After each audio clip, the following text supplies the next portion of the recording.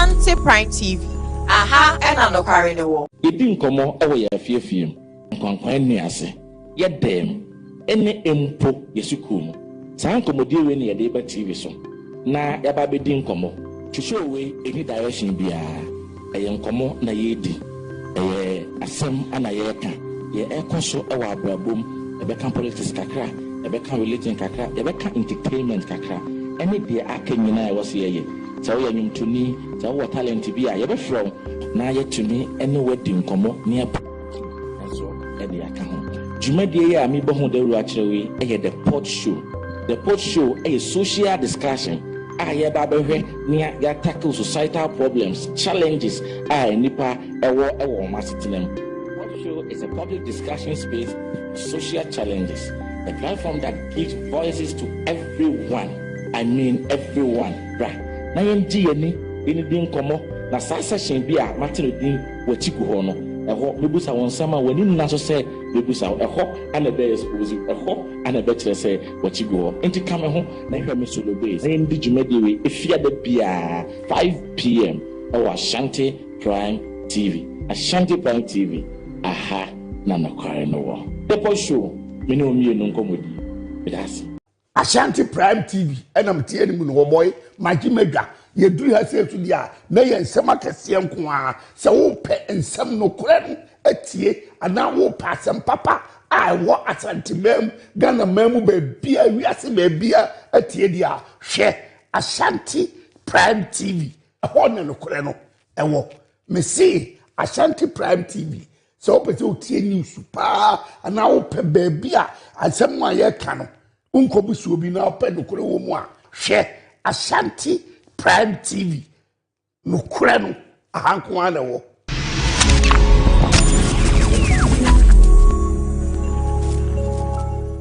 Ebusian for Medina Queen Amadi Miss Culture Global 2025. Keep watching Ashanti Prime TV. Ashanti Prime TV there. Aha and anokre and all. Ashanti Prime TV. Aha and anokre no wo. Ashanti Prime TV. Aha and anokre no wo.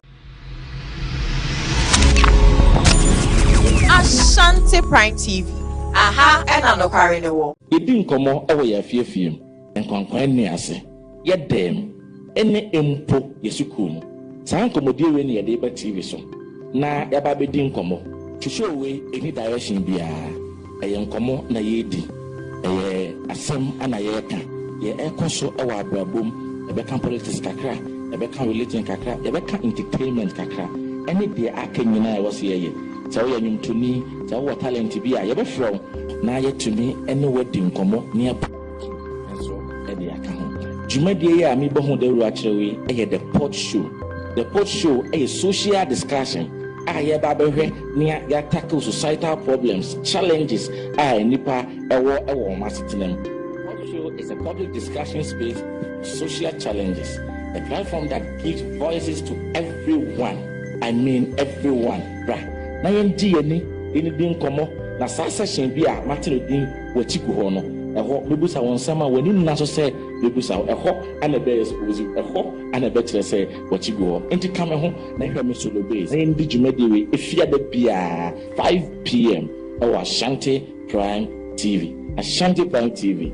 Aha na nakware no wo depo show me no mienu nkomodi bidasi Ashanti Prime TV enam tie ni mu no boy magimedwa yeduru ha se dia na ye nsem akese nko a se wo pe nsem no kore no atie ana wo pa asem papa a wo Ashanti mem Ghana mem be bia wiase be bia atie dia hwe Ashanti Prime TV ho ne no kore no ewo me see Ashanti Prime TV so pe o tie news pa ana wo pe be bia asem a ye ka no unkobusu obi na pe no kore wo mu a hwe Ashanti Prime TV no kure no ahanko ana wo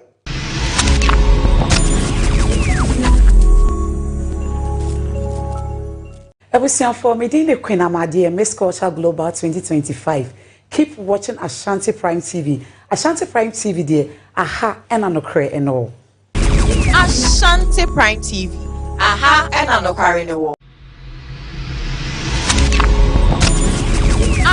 Ashanti Prime TV. Aha and Anokware no wo. Ashanti Prime TV. Aha and Anokware no wo. Yedi nkomo ewo ya fiefiem. Nkwankwan ni ase. Yedem ene empo yesukum. Saa nkomodie we ne yede ba TV so. Na yaba bedi nkomo. Twhwe we any direction bia. Eye nkomo na yedi. Eye asem ana yeka. Ye ekoso ewa abrabom. Ebeka politics kakra, ebeka religion kakra, ebeka entertainment kakra. Any dia aka nyina e wose ye. Sa wo yanyum tuni, sa wo talent bi a ye be from na ye tuni any wedding nkomo ne so e dia aka ho. Dwumadie ye a me bo ho daru a kirewe e the pod show. The pod show a social discussion. Ye ba behwe ne ya tackle societal problems, challenges nipa ewo masitinem. Show is a public discussion space, social challenges, a platform that gives voices to everyone. I mean everyone. Right? Na yendi ni din komo na sa session bi a Martin din wachiku ho no. Eho mebusa won sama wani na so say mebusa eho ana be expose eho ana be kire say wachiku ho. Enti kame ho na hwe me solo base. Na yendi dwumade we efia da bia 5 p.m. Ashanti Prime TV. Ashanti Prime TV. Aha na Anokware no wo. The post show me no mi no nkomodi. That's Ashanti Prime TV enam tie ni mu no boy magi medwa ye duru ha se tu dia na ye nsem akese nko a se wo pe nsem no kore atie ana wo pa asem papa a wo Ashanti mem Ghana mem be bia wiase be bia atie dia hwe Ashanti Prime TV ho na no kore no ewo me see Ashanti Prime TV. So pete o tie news pa ana wo pe baby a asem ma ye ka no unko busu obi na pe no kure wo mu a hwe Ashanti Prime TV no kure no ahanko ana wo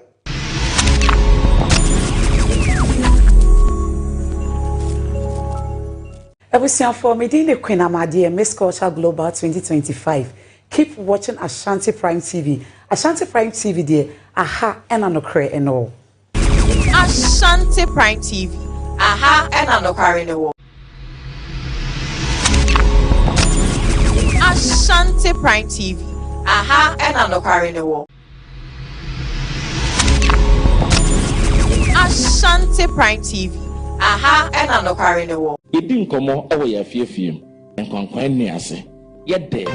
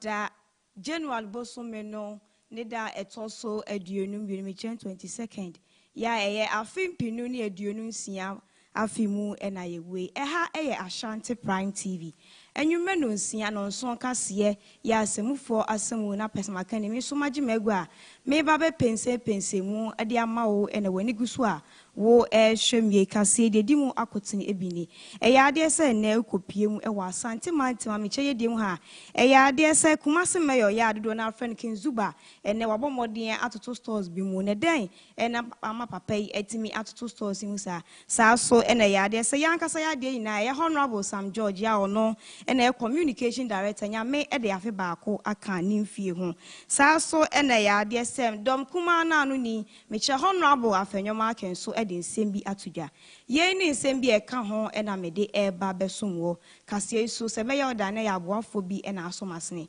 ya omo asomasene bi ni POG band e ya de so omo de band e de didwuma ne senti uye program bi oto aponto bi na ho behia se ofa won botwene ana so won ye banda e na mfa wani empie ba bia fo ni ebe pie mu e wo ya ka chene mu a na udwumadi a wudie no so atimi akoyie e de amaw saa so e na POG studio so aba no so e boy e chidom den dia no so na ka chene a wodi na se o ya recordings enti oni a opese o record wonwom opese osua nwom to a emfa wani enchem e ba bia fo ni be pie mu e o POG studios na afa yen so yen bo a na wani so ade hunu e wonwom to mu no atimi akoyie e de amaw ye number e na good screen na so fa na afra ya ya beje so na afa ya bo a na so wani so ade hunu e wonwom to mu no atimi akoyie e de amaw e ma remfisa me so amagima egu amede kase yi e ba be so mwo e na osomfo Adwoa dimple mi twa me ho na me ba ya do kase anumu asukosa ya da me kan panifo kwa na e kan omo se ya bo no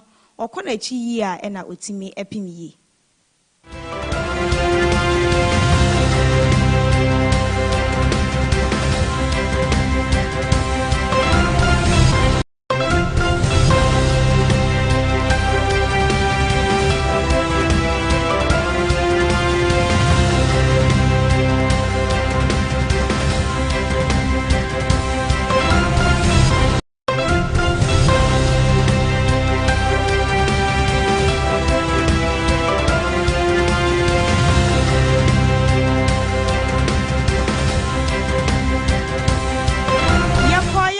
sane aba ene na jebre na afi yendo kase anum asuko na sa ye hya ase de ne ye hya ase e wo ya ye die o mechi asante mantem ha ya eno ene ya de se kumase meyo ya ni din ne Mr. Richard Kwesi Ofori Ajiman ya dodo na eternity ya efe ne Kinzuba e ya de se ne bo atimi afuye pa ya abomodin atoto shows bi ma wo kyeremu se bia ya eto aduane e wo honom no sa bia ye kro no a ene ya de se e ye gya ye nan e wo honom a e ya de a enso ani krakwa ne no ene ma Mr. Richard ko hu ya e hye ne bufo na ma ne ono ankasa de ne pe atum se wasama omo e wo court omo mehia no na afei omo embeyi omo hwane yanko na afei yanko hwe bra na ototo shops ni mu no Motutu da mu. And the mayor of Kumasi, I close it down, Chobe be with Dr. Mensa. Sebebia, Omoton Adriano, Nechi, a whole of their juice, a giant, or Mosa, a job night, Nechi pay Omono Adriano, who should be Omono Adriania, aha, I don't know John night, a Joe so, a man of Farbonting. Now, who did dear minim? So, by such a way, say, we have come on Baby Joe, Niles a dune. I tip say, baby, or more did you know, ya dear, ya didn't go for, and I read who could pierce no, now who, you cannot make a kind of say, ah, but did he had that, and did he had that, and all close it down. Say, baby, motor, I don't know, and yet, Mamma, high and there, away. And you are one me tu mu sesi a be wo fani mo fe boti mo tutu o mo tutu damba mo fe boti o mo close that trouble we sesi a mo tutu da mu ata o mo tu han o mo close it down o mo fa ke me palox ma o mo tu na se mo na wo yi mo no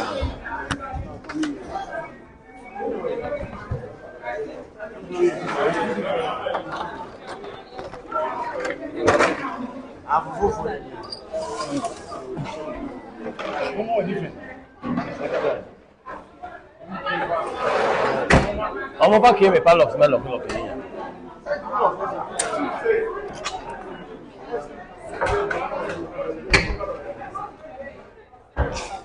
Mo máa mú sàmà káàtà, mo sàmà ọmọ sísí à.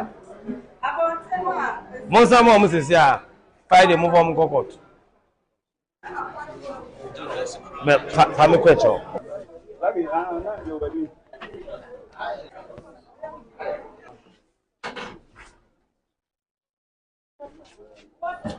Ewo ahase no omatutwe almost stores na go ama baby agata da o senka slabs guso a efi babelo kuma ye ba nka peja slabs na nka ye yi fi no na ekọ omogu so the better tas ato so it ya block channels no ama enso ene efino intimi nka so na abe block wa ase na create stench na omo di dua katakata so te so to ade eti omo ewa efi diamond chick shop right e de ko baby a omo buta asaka nyina yesama omo nyina de makokot na ya twe omo so na dara ye wi no omo di aduane wi a ase no na omo be hwe e de gu eti omo so they are contributing to the sanitary condition na ewa ha nto omo se de omo kokot ono so operate and unapproved public na ewa ha nto omo se de omo kokot ono so operate Kumasi mayor ya dodo na friend King Zuba na hu ya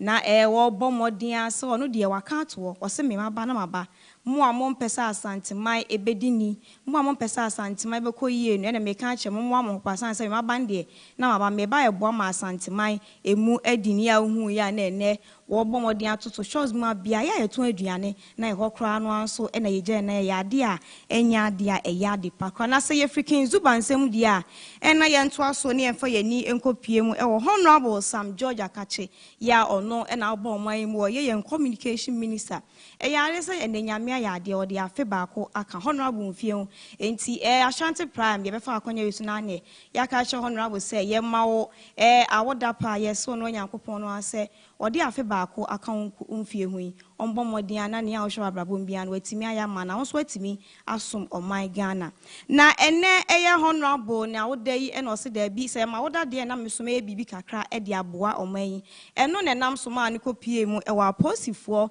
omo ayaresa bia na ene obo modin aso be donation kakra ono so watimi no obeye e de aboa omo a omo eda ayaresa bia ho ene oni ano da ho na se wo ho ato ne so bibi nti wontimi enkofie wunya sika entua eno ne honorable bo modin ase obebo modin na afi watuetu ni nyina na aboa man birthday na na woda no so etimi akoso yanko na afi yankohwe bra na honorable yes donations. Apart from that, we know that the hospital, like you said, you have to do things on your own and all. So we have a small donation as well, aside for what we're doing for the mothers, for the hospital itself. We have it's a small token. It's a small token of 100,000 Ghana cedis that we are giving to the hospital. And so I'm sure that will go to you. Yes. So this one here is for you. Thank you so much. Sure. And then for Madam, you and your mothers. Yes.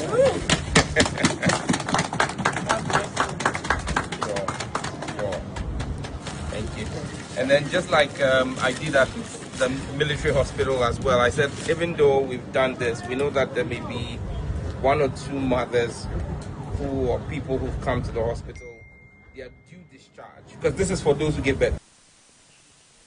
Honorable Sam George na hu ya na o ya do e kakrai wo ne mfie ba akwa nyankopon e de aka ne mfie hu na hu ya na o ya do ye e wa posifo omo ayaresa bia mu a na e ya ade a na e ye anika sempa na se ye fi honorable nsense mu de ne emfa ye ni enkopie mu e wo MPP osu kokoko akache se ne na ye nim no e ya ade se akamle kuma bi na enie omo akwa akoto aba na afie omo ye oni a obetu frankatufo e de ama omo wa afie a ye ba besi we mu ye ne ya ade se mpanifo ekohia mu ene ye omodi chodia eto krata aso sensan se ne be ya asundue ebekoso na eno ne nam so ma don kuma na anu ni ya ne din ede Honorable Alexander Afenyo Markins odi nsem bi atudwa na ochem se hey me nua no ma menka nche opposition kwa ni ye o ni ye ne kwa ya papa so ko opposition na hu se wadofo for cry mpe wa asem ene ya wotwefo kra se ofo bi a won fasa so ni se ko opposition na ohun achiro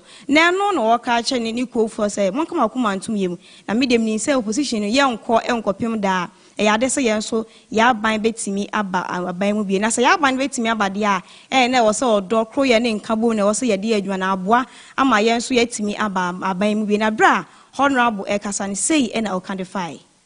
Let me start off by saying that opposition is painful and lonely. We know this. Good friends don't pick up calls. They ignore us and they find new friends. We are living it. We feel it every day. And surely, none of us wants to remain there. We want power to serve, to transform lives, and to move Ghana forward. But power does not come through division. Power comes through discipline. Power comes through unity. Power comes through sacrifice. Let us therefore rise above anger. Let us rise above insults. Let us rise above short-term emotions for long-term victory. Let us protect the party that has given us voice, purpose, and hope. And when the contest is over, let us close ranks, lock arms, and march forward together, stronger, wiser, and united towards victory 2028.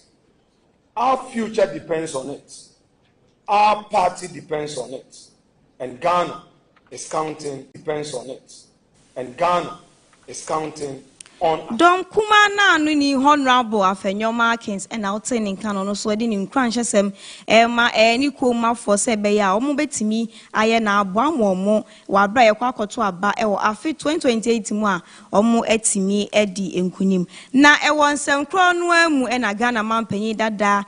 Nana adodankwa ekufu adodi ekoko pie mu na ne ono so asewe mekwa na mankan bidie na mankokra eye na ono so edna no di se no de okan na ose meka edi ama IGP me ne ame so nyina ne se boboa wo mema na mara no na ebra ebrekuma ya aka enu aye kwakoto abai watimi omatimi aboa na abato no so etimi ato awie e wa asundwe mu na ebra adodi ekasa ne sei e na okandify.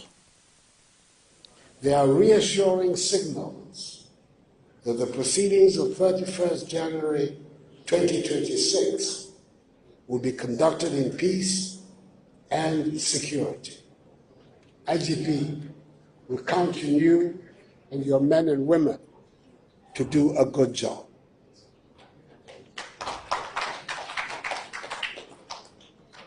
Ladies and gentlemen, our party did not begin today.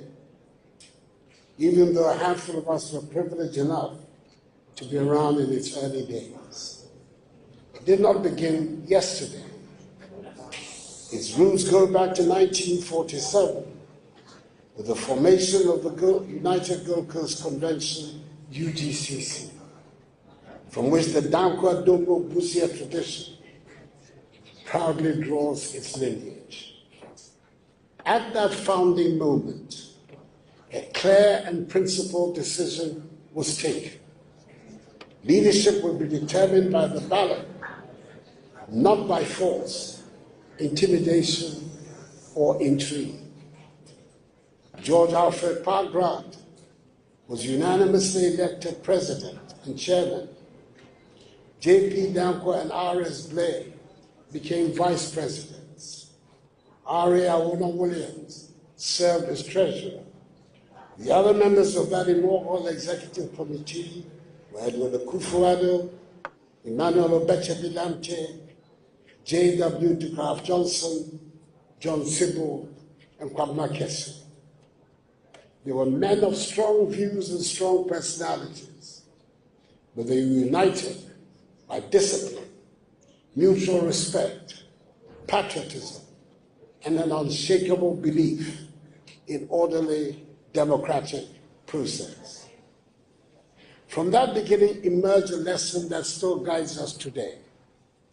While the ballot must decide who becomes what, the true test of our internal democracy lies in the conduct of winners and losers alike, before, during. Ghana man penny dada nana adodankwa Akufo-Addo e na otene nka na ono so esre IGP se wosre no a abato ye kwakotu yo mbomodi ana afi one ne dom no omo entimi nka bo na so ndwene pepe ye atimi awie mu na adodi kasa wie na so a ehwa na posi mambo kuo no na anu ni meche IGP o se dabi adodi dia wo kan no dia kan akoma etu yem sansa metu no ma boa me ho papa abato e kwakotu me ne me dom no ya boa ye ho anya de se obibia betimi afa ho aye ne a opebia ene ohwe mmea ye biti se boko ne kan ho dia ya bomodi ase be ma banbo no anu aye din e ho ne bra IGP so e kasa ne sei e na o kandify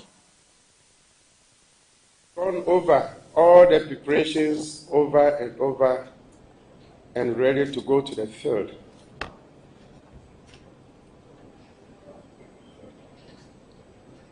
In the section of Boku, that is the area that we may need the support of the military.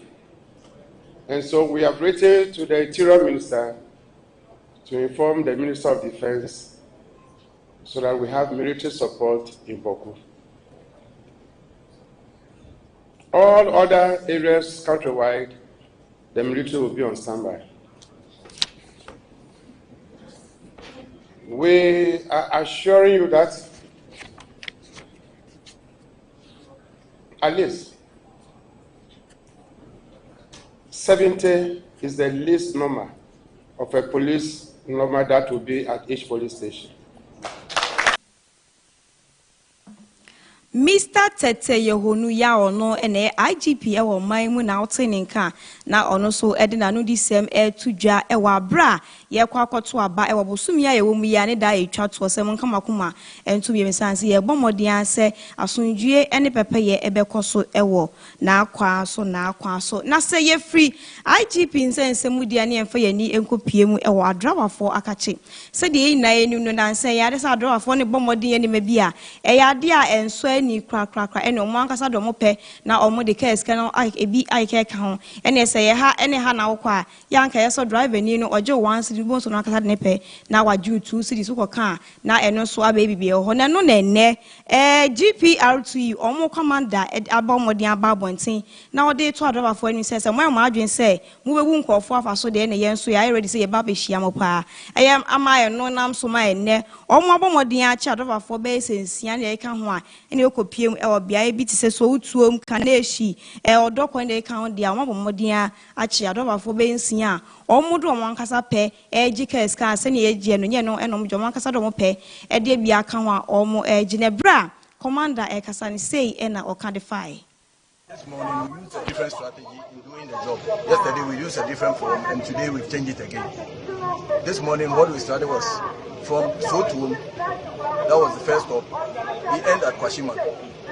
And then we place one guard at Sotum and then we place one at Kwashima. And then the third one is at Odoko. So when you start, the first one will give us information that car number 1 have load from center coming to Kwashima.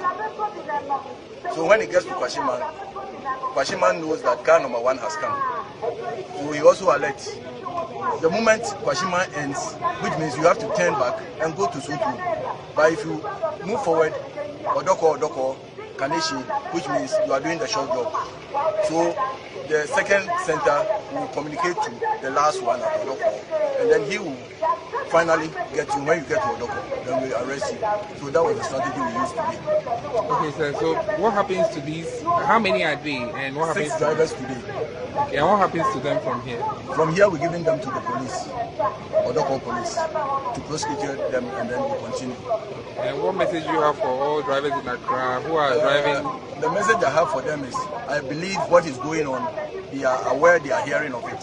So if it will be better, they must stop. Else, we will read them out.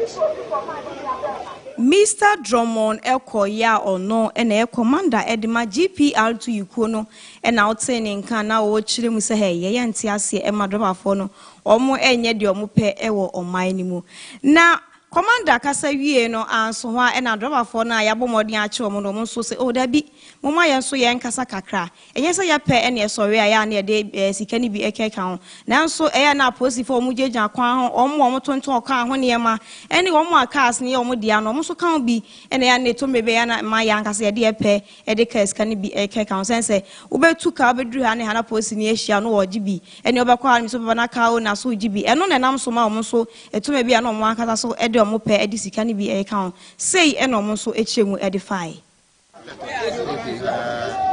if you come about masi na ya wo ne say ejuma ye wo problem bibiri ye wo ejuma no ya no bi fi so to ebe 6 of second for ye kwa kra ti why no mo na kwa ye say ya lodu asoma odoko do kodoko ni ato ase it because the entire man is says there anu edi it project cow na for no say bi sa omo so spare parts no omo koto enu so ubu edi it pressure nyina ko gina spare parts so and pressure no so embele so it says cow na for no di man no say ye ne akopesa sika na ma yeso ombaji cars it ye loading sa e boy be load straight there obedu say kra na kra no anya be 65 cedis na 70 cedis it all load straight no unya fe it e boy anu ye load be si odoko ne to aso sa ndi ye ne sika no be say 80 cedis na 90 cedis o ba no anya be fine onya bi nso no safa kun so ye de no kra ye need station I had no answer. Well, no, to say, yeah, for Bassa, it is, yeah, for buy no, in Nigeria, I was so kind for the soup. And the money, yes, because says no 5 million, 6 million, lolly, car 3 seats, no, yes, is 3 million. No, or Walodu back 65 city, or Banwa Yanipa. Say no better, no dear, we are enough family. We are no dear, no, your mind. Yes, as you dream. Nobia nyada biso bebo o mine abro Adwoa for omo ankasa de omo peye na omo de ka sika ni bi eka ho ye ne GPRT impenifo aso omo page omo de omo kwa kopie ma wasendi bia no e na auto omo kwa na omo so e chechire mu efa de ntia na omo so e de omo ankasa pe e de sika ni bi eka ho na se ye fi Adwoa for nsense mu dia na emepie mu e wo kro bi e fro asaman kese e ho e na ya de se papa bi ono ankasa abomoden ne ba wawo no wachem no awo no ya abofra na ya mfinsha no miensa na wapaya na adwe se okwa akoton ne ba no e de aba titisi for be ka se 1 million baako ya apai e pese oton ne ba no na eno na nam so ma ne aposifo aso ne pa atwi na ne ye so ne pa atwi ka se mesere mo bia na me ye se meton me ba no na ye se de manu me ho yanko na afi yanko ebra aposifo eso ne pa atwi na omo e de no ekwa kopiem e wa asendi bia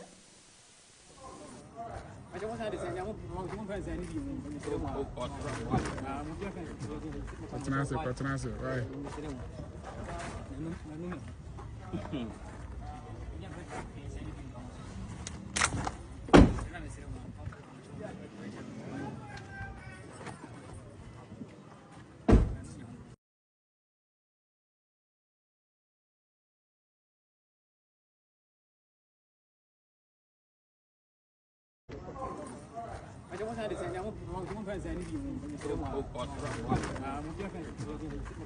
Patronase, right.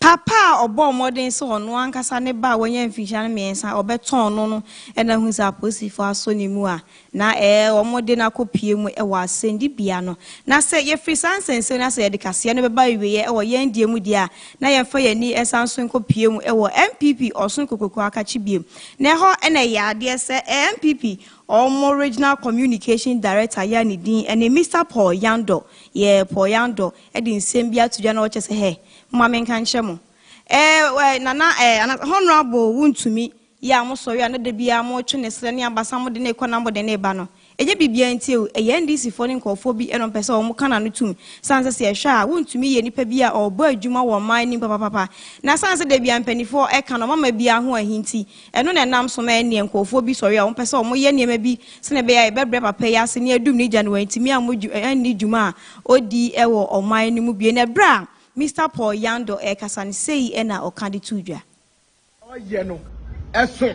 Na NDC for na hu say eniema bi obe other regions nyina no aha no omuntimi enya ne saa. Eno ti nipa odi MPP animu wo ha no yembre na se yentai no yefa ne fa oyawu amani hunu apinisie emu na eba ne saa omu fi say oma de ombaye no ebenya susu aso nanso so yemu bi de yenimu no kura ni ti no da ne da bia no ye be defend eniema ma kasa mo waye nyina no nya no kura asem ba na siasi minister aka bi na president be ka bi a hwan asem ne efa eye president asem ne efa That's when this if minister say minister ne se wa yesi ene na wa hu say omo say ombedi adanse amani nyina ame ade na tum nyina ko ude tietie nsem omo keke ka wo court we ya bompa ye ohiri David na ne futufuo ye fe no Ahitofel ena ne ba ye fe no Absalom na Absalom no ope ohiri David akonwa adi etu okohu ne futufuo Ahitofel se onto ne papa fo na won kokun bi na wakokun na ne papa ne bewu na watima bedi akonwa ene obi ko bon ohini David amane na Bible say ohini David bompaye wo bompaye se Ahitofel agire tuo nya nkwase asem Ahitofel na futuo de beba no enda ne nkwase asem na onyankopon etie ye ene ne da mempaye me bo se obi biara obekwa kodia dansi kurumu obi biara wahihye ne mabone atiacha ma untumi no enda ne nkwase asem wa judge nanim na at the end of the day nyame endi chema untumi achi na nkunimdie enya ne dia oye no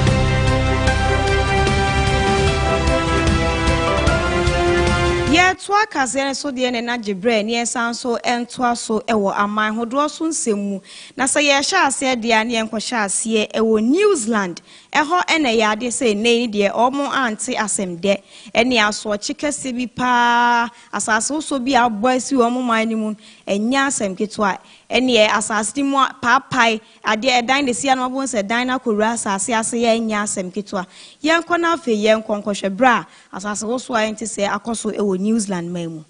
This is the moment that a tourist hotspot turned into a tragedy. Several people are missing after a landslide hit a campsite in the North Island of New Zealand on Thursday morning. It wiped out tents, caravans, and even crushed a toilet and shower block, as well as some neighbouring hot pools. Now, it happened in a tourist hotspot called Mount Maunganui, and it's got a volcano. It's in the Bay of Plenty. It's a few hours south of Auckland. It's one of the busiest tourist periods for New Zealand. It's the last week of summer holidays for lots of kids there. Rescuers say that when they got to the scene, they heard voices from the rubble, but they haven't heard anything since. Nobody so far has been rescued, but they do say that they will be working throughout the night to try and find people. The weather on the eastern coast of the North Island has been terrible in the last few days. In fact, in some regions, they've seen as much rainfall they'd normally see in a month in just 12 hours. 1 minute fall they'd normally see in a month in just 12 hours. One minister likened the damage to a war in the last few days. In fact, in some regions, they've seen as much rainfall they'd normally see in a month in just 12 hours. One minister likened the damage to a war zone.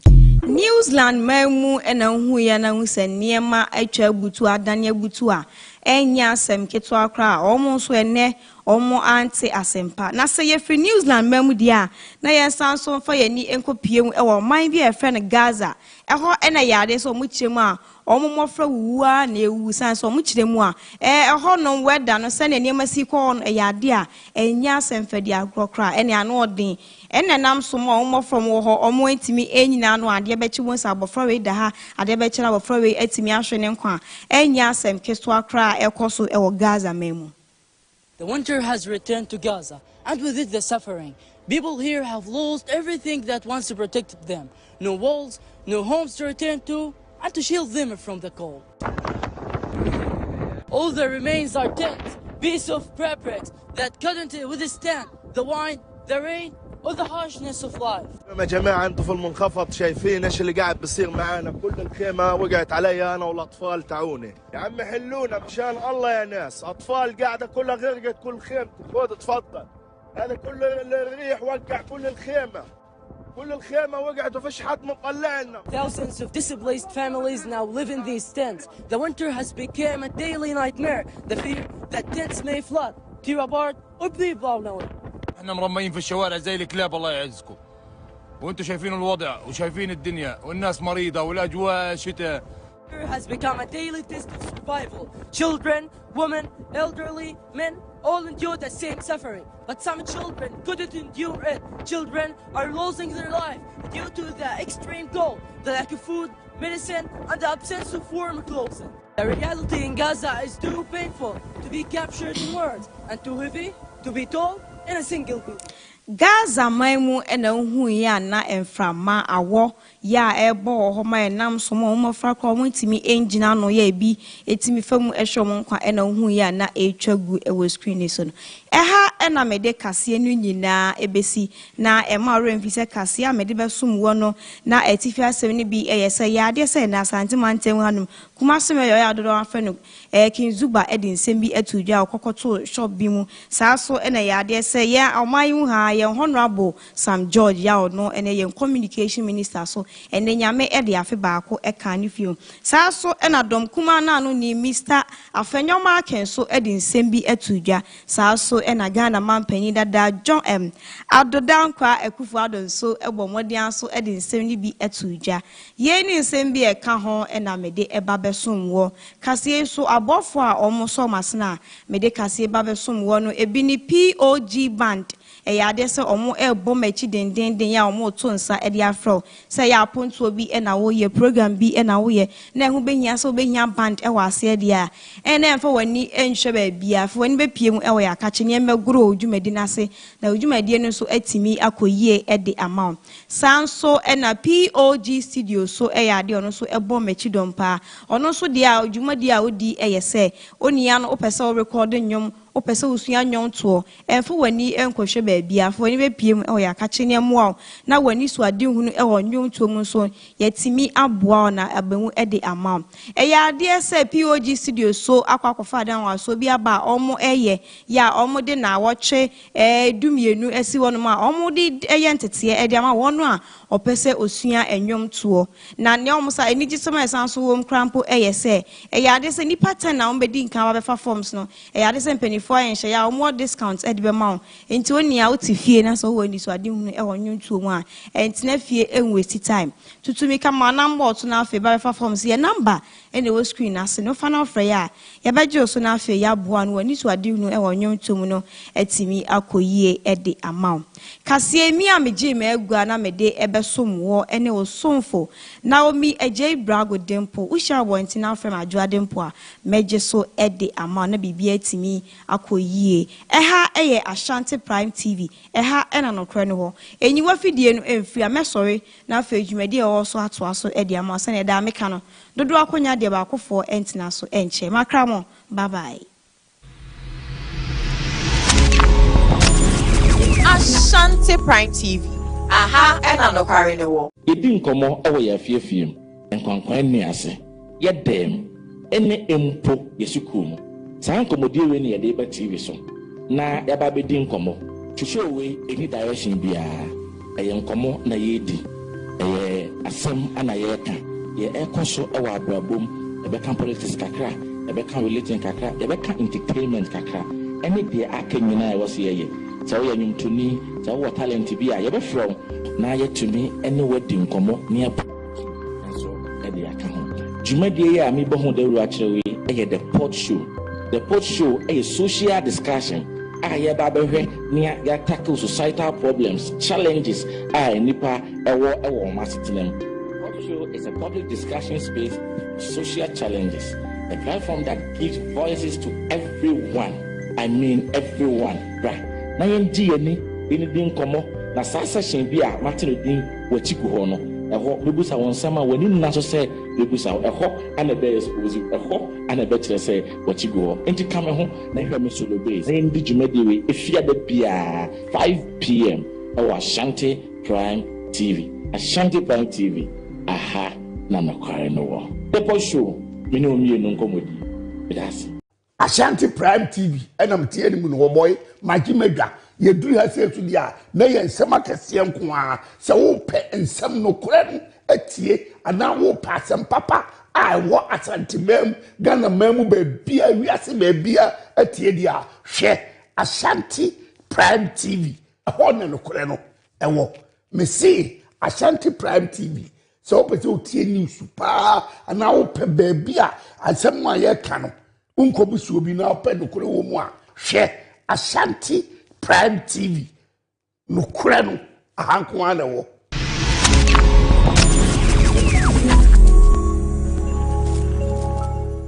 Ebusianfo medine Queen Amade Miss Culture Global 2025.